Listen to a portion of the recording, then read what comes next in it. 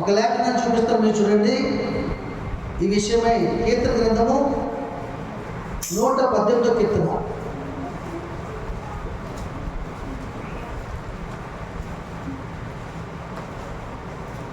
నూట 18 కీర్తన 24 వచనం చూడండి.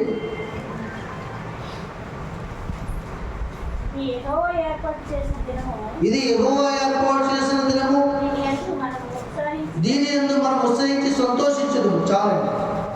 సరే, ఈ దినమే మనది, రేపు మనది కాదు. ఏమంటున్నారా? ఈ దినమే మనది, రేపు మనది కాదు. ఈ దినమైనా ఎవరిచ్చారు మనకి? మన నమ్మిన దేవుడు మనకి ఇచ్చాడు. ఎలా ఇచ్చాడు? ఆయన ఎలా ఇచ్చాడు? మనకు ప్రాణము మనలో ఉంచి బ్రతికించి సజీవుడిగా ఉంచి ఈ దినాన్ని చూసే భాగ్యాన్ని కలుగజేశాడు. ఆ రీతిగా ఈ దినాన్ని మన దేవుడు అనుగ్రహించాడు ఆయన. కాబట్టి ఇది యెహోవా ఏర్పాటు చేసిన దినము నీ జీవితంలో. నిన్న నీ స్నేహితులైన వారందరూ కూడా చాలామంది ఈరోజు కలుసుకుందామన్న వారు వెళ్ళిపోయి ఉండొచ్చు కదా. వారికి దినం ఉందా? లేదు. మనకైతే ఈ దినం ఉంది. ఎవరిచ్చారు దినము? దేవుడిచ్చాడు. ఎవరిచ్చారు? దేవుడిచ్చాడు. చెడలేదా? ఇది యెహోవా ఏర్పాటు చేశాడు నీ కొరకు. ఈ దినమును ఎవరు ఏర్పాటు చేశారు?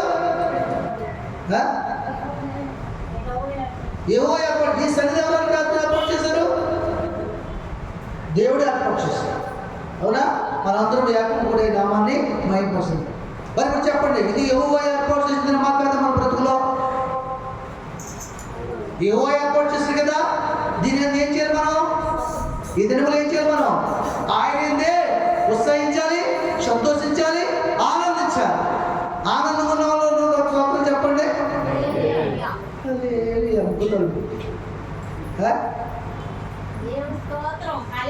ఆనందం లేదు. ఆనందం నీలోనే, అది నీలో. ఆనందము లోకములోనే, ఆనందము శరీరంలోనే, ఆనందము ఆలోచనలోనే, ఆనందము సంతోషము నా దేహములోనే, ఆనందము అలంకరణలోనే, ఆనందము ముఖలేఖలోనే, ఆనందము దీపములోనే కదా. ఎవడు దేని ఎందు ఆనందిస్తాడో దాని ఎందు సంతోషంగా చెప్పగలడు. అవునక చెప్పండి. ధనవంతుడికి అప్పు పోతుందన్న అప్పు తిరిగి వచ్చిందనుకోండి, పట్టుకొచ్చినదో బాబు మహాలక్ష్మి అవునా, కళ్ళ కట్టుకుని మీద కట్టుకుని అతని కౌగులించుకుని అలా పట్టుకెళ్ళి ఆ లోపల భూమికి శుభ్రంగా దూరం వేసి ఒక పట్టులో ఆ ధనవంతుడు మూట పెట్టి దాని బీరువా తాళం వేసి మళ్ళీ ఆ బీరువా తాళం కూడా ఇలాంటి వెతుకుంది. అవునా? దేని సంతోషిస్తున్నాడు? దాని ఏందే ఇక్కడ ఆనందంగా నవ్వరు, నవ్వరు. ఇద్దరు కూర్చున్నాడు. అది ఏం జరిగింది నెక్స్ట్ చెప్పండి. ఎక్కడ మొగలు రేకుల దగ్గర ఇన్ని కత్తెట్టుకొచ్చిందే, పేక మీద వచ్చిందే, వెనకాల మామయ్య ఇచ్చాడే, ఈ లోపల మట్టెట్టేసి లోపల పెట్టేసిందే. ఈ రోజు ఏం జరుగుతుంది? పేక మీద ఎట్టదా ఎట్టదా, ఎట్టింది పోతుందా పోయిదా? సంతోషం. టీవీల దగ్గర మీరు కదండి చాలా మంచి మీ ఇంట్లో ఎవరి దగ్గర టీవీలు లేవు. టీవీలకు అసలు కేబుల్లే లేవు. కేబుల్ కట్టుకోవడానికి అసలు డబ్బులే లేవు. దశబాబు కూడా డబ్బులు ఉండవు, కానీ కేబుల్ కట్టుకోవడానికి డబ్బులే లేవు. దేవుడు తిరగకుండా కట్టేస్తాను, నేను కట్టం. అవునా? కట్టకపోతే ఏం కట్టం? మొగలు రేపు కట్ అయిపోతుంది, దిగిపోతుంది, గాలి దిగిపోతుంది. ఏమండి? దేవం మారిపోతుంది. ఏదేమో ఏ దీపం మారిపోతే కరోనాలో అన్ని దీపాలు ఆరిపోయి అంట. ఈ దీపం మాత్రం ఆనలేదంట. మళ్ళీ మళ్ళీ సువాసన ఇంకోటి వచ్చిందంటే మళ్ళీ మేమే మళ్ళీ మాకు ఆ ఛానల్స్ రానే రావు. ఆ ఛానల్ అన్ని కట్ట. ఆ ఛానల్కి వచ్చేయా ఒక రాయి అవుతుంది ఆ పాత టీవీ మీద. దేవుని వాక్యం తప్ప ఏదన్నా వినపడడానికి వీల్లేదు. అప్పుడప్పుడు వార్తలు చూద్దాం, అక్కడక్కడే వర్షం కురాలి, లేకపోతే మనకి ఏదైనా ప్రమాదాలు వస్తలే, దానికోసం ప్రార్థన చేయాలి కదా ప్రాంతాలు అనేసి. వేరే వినపడదు. మేము ఏమనుకుంటే మీరు వచ్చారు కదా, ఇంకేమైనా వినపడింది మీకు? మీరే నేను అబద్ధం చెప్తున్నట్టుంటుంది ఇక్కడ. మీకేమైనా దేవుని వాక్యం తప్ప మా ఇంట్లో ఏమైనా వినపడిందా? వినపడలేదు కదా. చుట్టాలు వస్తే ఏం చేస్తాం చెప్పడం? మాస్టర్ గారు వస్తే వాక్యం పాటలో నీలోనే ఆనందం, నీలోనే సంతోషం. అలాగే చుట్టాలు వచ్చిన అక్క చెల్లారు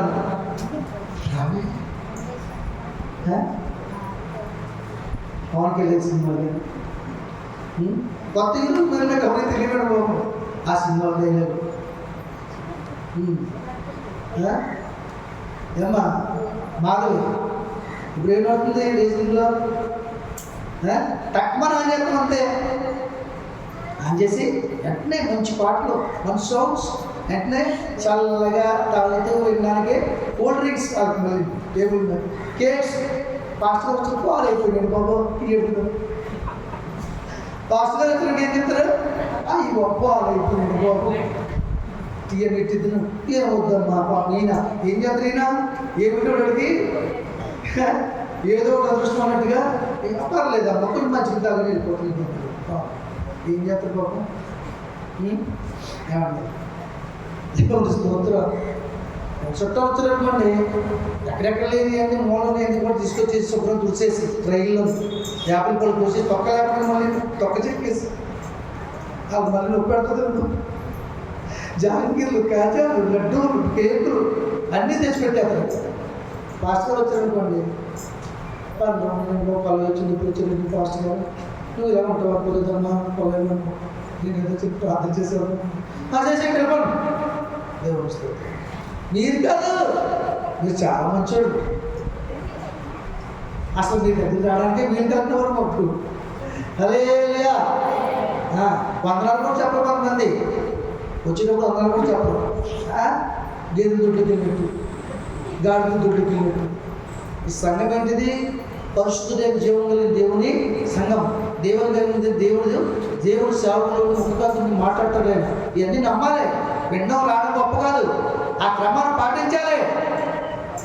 నేను ఇప్పుడు చెప్తున్నా, కాళ్ళు షాప్ పడుకు కూర్చుని వాళ్ళందరూ కూడా రేపు వారం కుర్చీ తెచ్చుకోవాలి కొడుకుని. మీరు కుర్చీలో కూర్చుని వాక్యం వినండి. నిజంగా చెప్తున్నాను. మీరు తేకపోతే నేను కొంటాను. డబ్బులు లేకపోతే నెలపోతుంటాడు దేవునికి మైండ్కి. కలియా ఎందుకంటే అలా కూర్చోవడం నాకు ఇష్టం లేదు. బలహీనతో ప్రతి మనసుకు ఉంటాయి కాబట్టి చంద్రుడు కూర్చొని చాలా అవసరం. నిజమే. మీకు ఇబ్బంది లేదు చెప్పండి. ఇబ్బంది ఉందా లేదా? కొంతమందికి ఇబ్బంది ఉందా లేదా? బలహీనత ఉన్నప్పుడు ఉంటాయి. దేవుని స్తోత్రం. అదే కనుక మనము ఈ దినం ఇది యెహోవా ఏర్పాటు చేసిన దినము, దీనిని ఉత్సహించి ఆనందించాలి. దేనిని ఆనందించాలి? వాక్యమును ఆనందించాలి, ఆరాధనలో ఆనందించాలి, పాటలను ఆనందించాలి, సాక్ష్యమందు ఆనందించాలి. అతిశయించి నాయందే అతిశయించి, మరలా చెప్తున్నాను నాయందే అతిశయించి. ఈ దినము దేవుడితో నువ్వు ఆనందించినట్లయితే, ఈ దినము దేవుని వాక్యంతో నువ్వు ఆనందించినట్లయితే ఎలాంటి సమయం ఆనందించాలి తెలుసా? ఇప్పుడు నేను బలహీనంగా చెప్పాను కదా, కాళ్ళు సోపంలో వాళ్ళు అలాగే నేను దేవుడు గద్దించడం కూడా నిజమే ప్రభు అని ఆనందించి సంతోషంతో మరో కుర్చీ తెచ్చుకుని నీ పక్కన కూడా కుర్చీ తెచ్చి చక్కగా కూర్చుని ఆనందంగా దేవుని వాక్యం బాధపడుతూ దేవుని ఇబ్బంది పడుతున్నప్పుడు మనం సహకరించినప్పుడు ఎలా వాక్యం విన్నారో సంతోషంగా ఒకడు కాళ్ళు ఎక్కడున్నాయండి, పడుకుని నొప్పి వచ్చేందుకు గ్యాస్ నొప్పు ఎలా పెట్టాడు వాక్యం? ఇదిగో నువ్వు ఎక్కడే ఉండాలి, నిలుచుంటూ దేవుని ఎందు ఏం నిలుచుంటానే బాబు, పడుకోవడంతో నొప్పి వచ్చేస్తుంది అనుకుంటున్నాను కూడా మనసులో. దానికి ఒక సమయం కలిగితేనే సంతోషం తింటాడు. అలాగే మీకు కూడా ఎవరికైనా బలించుంటే చక్కగా ఒక కుర్చీ కొడుతుంది. అది శనికాలం ఉంటుంది. నీవు ఉన్నారా? నీ కుర్చీ మాత్రం ఇక్కడే ఉంటుంది. దేవుని స్తోత్రం. హల్లెలూయా. ఇది నిజమాగా చెప్పండి. బాధపడుతూ మనం ఇబ్బంది పడే కంటే మన స్తోత్రం బట్టి కుర్చీని కొంత తెచ్చుకుని శుభ్రంగా నేత్రం గారిలో సువర్ణం గారిలో కూర్చుంటే మంచిదక్క చెప్పండి. ఒకవేళ ఇక్కడ కూర్చున్న వాళ్ళు నేను వెళ్ళి కూర్చుంటే పాస్టర్ గారు అనుకుంటున్నామని మీరు ఇబ్బంది పడకుండా అలిగికుంటే వెళ్ళి కూర్చులో కూర్చోండి. ఇంకా 2 కుర్చీలు కావాలి దేవుడు. అలాగే చెప్తే ఆడమ్మా నీకు కనుక ఈ దినమే మంది రేపు మంది కాదు, ఇది యెహోవా ఏర్పాటు చేసిన దినము. ఈ దినము ఆయనలో ఉంటే, ఆయనతో ఆనందిస్తే, ఆయన దగ్గర ఉంటే మళ్ళా వారంతా కూడా కాల్చినప్పుడు ఆయన ఎంతో తెచ్చుకుంటాడు. నిత్యము ఆయన రాజ్యంలో నేను నిలబడతాడు. ఈ లోకంలో ఉన్నంత బట్టి మనం భక్తి చేస్తే ఆ భక్తి శూన్యం. భక్తులైన పౌలు గారు శ్రేష్టమైన సేవకులు ఏం చెప్తుందో తెలుసా? ఈ భక్తి ఈ లోకమందు నివసించే ఈ జీవితకాలం మట్టికి చేస్తే కాదు, నువ్వు ఈ లోకంలో చేసిన భక్తి మరొక జీవితం నీకు మా గిఫ్ట్గా. ఆ జీవితమే మహిమగల రాజ్యం, మహిమగల జీవితం, మరణం లేని జీవితము, ఆకలి తప్పులు లేని జీవితము, అంగులు ఆర్పాటాలు లేని జీవితము, స్వార్థం లేని జీవితము, ధనాపేక్ష లేని జీవితము, కుళ్ళు కపటం లేని జీవితము. అది కావాలవద్దా? ఇదే కావాలా? ఇదే కావాలి. ఒకడు పాడేవాడంట, దొంగడు ఏం పాడేవాడంట? చీకటే చిరంతకాలం వెళ్ళినా వెన్నెలా నన్ను ఎందుకు ఏడిపిస్తావు. చూసారా? వెన్నెల ఏడిపిస్తుందంట. దొంగలకు పగలంటే ఇష్టం ఉండదు, చీకటి అంటేనే ఇష్టం. మనగా చెప్పండి. పగలైతే వెళ్తున్న దేవుని పట్టుబడతారు. కొంతమంది పాపాలు చేసేవాళ్ళు కూడా వెలుతురు వెలుగనే దేవుని వాక్యం, దేవుని సంధి, దేవుని కృప, దేవుని ఎందుకు విశ్వాసం అంటే కూడా ఇష్టపడదు. ఎంతకాలమైన పాపంలో చీకట్లోనే మగ్గిపోవాలి.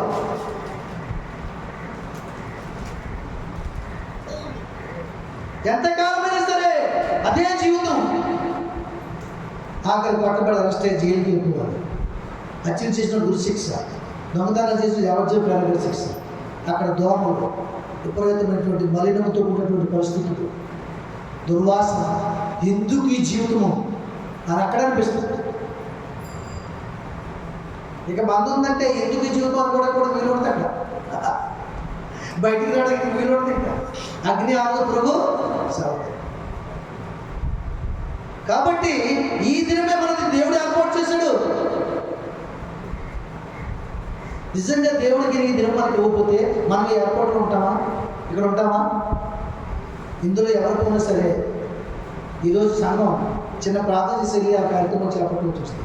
మనగా చెప్పండి, ఇలాగ ఆనందించగలమా? ఇలాగ ఆనందించగలమా?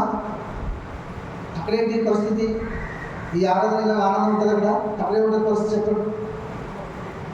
దుఃఖము ఇటు అప్పుడు ఎలా ఉంటుంది?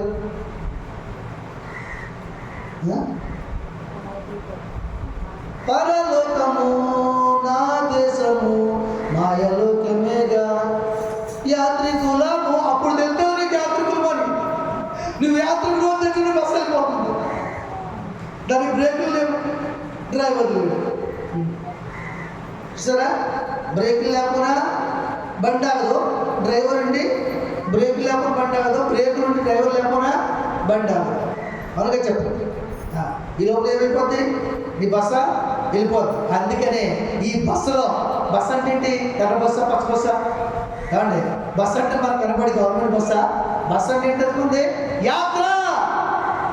అందులోకి ఎక్కాలి, కూర్చోవాలి, ప్రయాణము చేయాలి. అందుకనే భక్తులు ఏమన్నాడు కదా, ఏమంటే యాత్ర గురించి మాట్లాడుకుంటూ, ఈ యాత్రికుడనైనా నా బస్సులో పాడుటకు నీ కట్టడలే నాకు హేతువులాయెను. అరణ్యమైన అగాధమైన ఆదరించి హక్కున చేర్చితివే, ఆదరించి హక్కున చేర్చితివే. యేసయ్యా నా దాగు చోటు నీవే, యేసయ్యా, యేసయ్యా నా దాగు చోటు నీవేనయ్యా, నా ఆశ్రయపురమైన యేసయ్యా నా దాగు చోటు నీవేనయ్యా, నా దాగు చోటు నీవేనయ్యా, నా దాగు చోటు నీవే. ఇచ్చాడు.